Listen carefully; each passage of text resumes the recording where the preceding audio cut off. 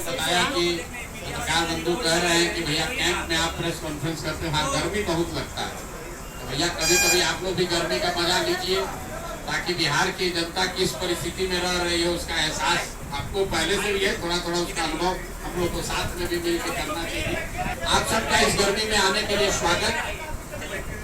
और सबसे पहले दिल से अपने बड़े भाई आरसीपी सिंह साहब का इस व्यवस्था बदलाव के अभियान में जुड़ने के लिए, साथी बनने के लिए इनका हृदय से धन्यवाद कर रहा हूँ, इनका आभार व्यक्त कर रहा हूँ।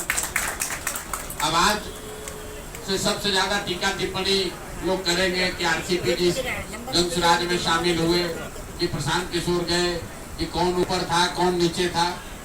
मेरे भाई, जितने लोग बिहार की राजनीति को कुछ वर्षों से देख समझ रहे हैं, 2015 में जिस महागठबंधन की चर्चा आज तक हो रही है, जो केस स्टडी के तौर पर देखा जा रहा है, जिसके द्वारा मोदी जी और भाजपा का विजय रथ यहाँ 2015 में रोका गया था, उसमें लालू और नीतीश जी साथ में आए, उससे पहले आरसीपी और प्रशांत किशोर साथ में आए थे, तब वो व्यवस्था बनी। तो इसको मैं उसी संदर्भ में देखता हूँ। इनका लंबा प्रशासनिक और राजनीतिक अनुभव है। संगठन और समाज, बिहार के संगठन और समाज को समझने और उसके साथ काम करने का जो अनुभव है, बिहार में बहुत कम ऐसे लोग हैं जिनको इतना लंबा अनुभव है। प्रशासनिक अनुभव की तो मैं बात ही नहीं कर रहा हूँ। प्रशासनिक अनुभव के तौर पर तो आप जानते हैं, ये IAS अफसर रहे हैं, यूपी में लंबे समय तक काम किया है, नीतीश जी के साथ काम किया है, मुझे वो बताने की जरूरत नहीं है। लेकिन मैं जो देखता हूँ, मैं भी बिहार में हजारों नेताओं से, लोगों से मिला हूँ, मैं समझता हूँ कि बिहार के समाज के विभिन्न वर्गों की, बिहार की समस्याओं की और बिहार के राजनीतिक संगठन की, चाहे वो जदयू हो, भाजपा हो, किसी भी दल की, जितनी समझ आरसीपी साहब को है, वो बहुत कम लोग उस समझ को रखते हैं। इसलिए अगर ये आज हम लोग के साथ, हम लोग साथ में दोनों आ रहे हैं, तो इसका बहुत बड़ा फायदा बिहार की उस सोच को, ये मत कहिए कि वंशराज को फायदा होगा, उसका बहुत बड़ा फायदा उस सोच को होगा, जिस सोच में लोग चाहते हैं कि बिहार में एक नई राजनीतिक व्यवस्था, एक नया विकल्प बने।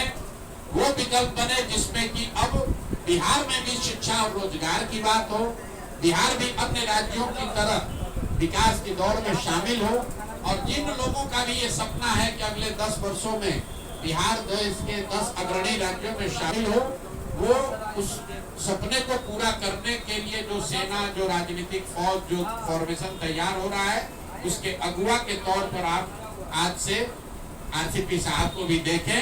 हम लोग भी उसी भूमिका में लगे हैं, और जो हमारे साथी बैठे हुए हैं यहाँ पर, तो चाहे राम रवि जी हो, चाहे गिरी साहब हो, किशोर कुमार मुन्ना हो, हमारे अध्यक्ष श्री मनोज भारती जी हो, कुशवाहा जी हैं, या बहुत सारे साथी जो आरसीपी जी के साथ संघर्ष कर रहे थे। अभी यहाँ पर एकदम मैं उनका परिचय नहीं करा पा रहा हूँ, तो मैं माफी चाहता हूँ उन लोगों से भी।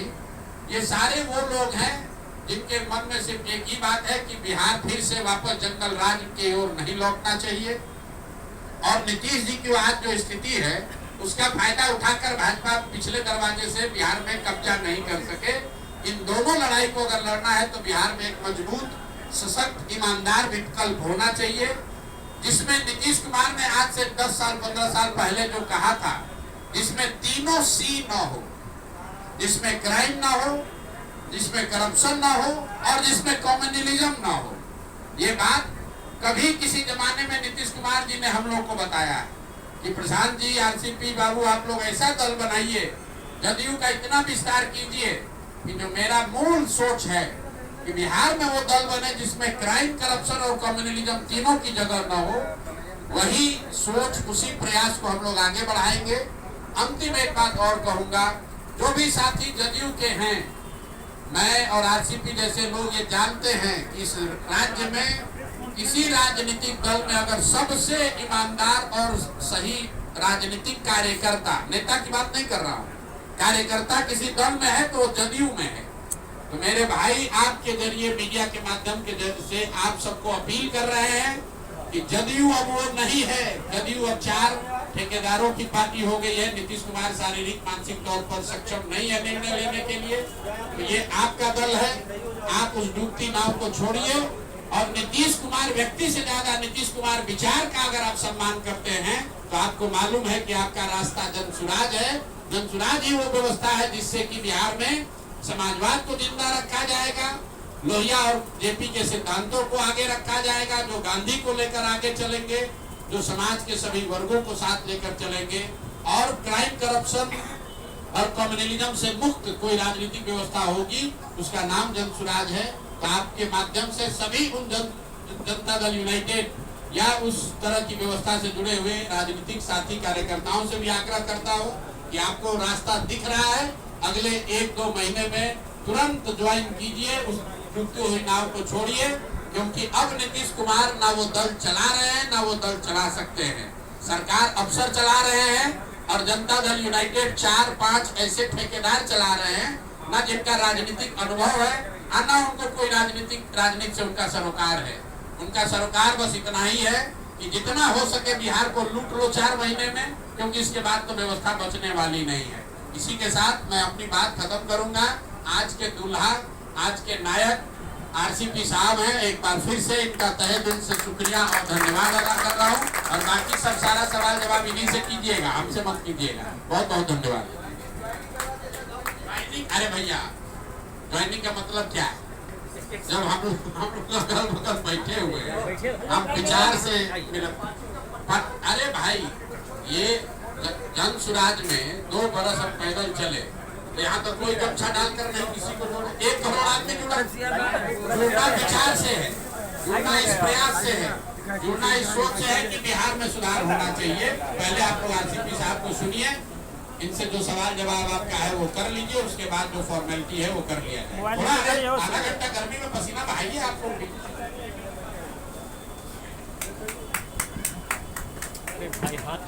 बहुत बहुत धन्यवाद, बहुत बहुत धन्यवाद किसान जी। और आज यहाँ मौके पर पार्टी के अध्यक्ष आदरणीय मनोज भारती जी संचालन कर रहे हैं, हमारे किशोर मुन्ना जी, और हमारे बगल में बैठे हुए हैं बिहार के नामी गिरामी पटना हाईकोर्ट के सम्मानित वकील हमारे वाई गिरी साहब, जनसुराज के सभी सम्मानित पदाधिकारीगण हमारे साथ। आप सबकी आवाज़ पार्टी के बहुत सारे हमारे यहाँ पदाधिकारी आए हुए हैं, और मीडिया के सभी साथी। सबसे पहले तो मैं प्रशांत जी को बहुत बहुत धन्यवाद देना चाहता हूँ कि आज हम तो पिछले सप्ताह में नहीं सोचे थे कि 18 तारीख को रविवार के दिन आप सबकी आवाज़ पार्टी का विलय हम लोग जनसुराज में करेंगे। देखिए, मैं तो इन सब चीज़ों में विश्वास करता हूँ, और आज रविवार का दिन है, हम लोग सूर्य के उपासक हैं, बिहार में छठ की पूजा सब करते हैं, और सूर्य भगवान का दिन है। बहुत ही हमारे ये तो महत संयोग है, और न मैंने कभी सोचा था, न मेरे किसी साथी ने सोचा था शीघ्र ये होने वाला है, लेकिन ये हो गया। हम लोगों का जो प्रयास हुआ है, देखिए मैं इस बात को मानता हूँ कि कहीं न कहीं से आशीर्वाद रहता है तभी ये सब होगा। तो सबसे पहले तो जितने भी हमारे यहाँ नेता हैं जनसुराज के, उनके प्रति भी मैं आभार प्रकट करना चाहता हूँ। और आप लोग भी 2 वर्षों से ज्यादा समय से पूरे बिहार का दौरा, कोई इलाका नहीं है जहां आप नहीं गए, पैदल गए। मैं भी समझिए कि बहुत वर्षों से पैदल तो नहीं, लेकिन बिहार के हर एक कोने को छाना है। और हम प्रशांत जी अभी बैठे हुए हैं, अभी चर्चा हम लोग कर रहे थे 10 साल पूर्व 2015 में हम लोग इसकी चर्चाएं कर रहे थे। महागठबंधन की जो सरकार थी, किस प्रकार से मेहनत किया गया था और कामयाबी हासिल हुई थी। आप भी जानते हैं, हम लोग भी समझते हैं कि सबकी अपनी अपनी एक खासियत है। और बिहार में भी क्या है, सब लोग बोलता है कि साहब 2 बहुत मजबूत संगठन है, एनडीए है, इंडिया है।